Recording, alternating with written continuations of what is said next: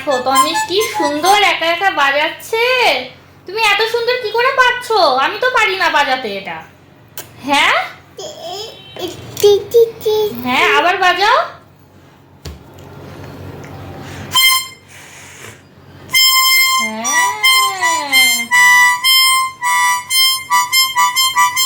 দেখো একদম আপন খেয়ালে, মানে আমার ছেলে মানে কি বলবো, যে কোনো জিনিস ও মানে খুব তাড়াতাড়ি মানে ক্যাপচার করে না, পাপাকে বাজাতে দেখে ও দেখো ফু দিয়ে দিয়ে কি সুন্দর দেখে দেখে বাজাচ্ছে। হুম।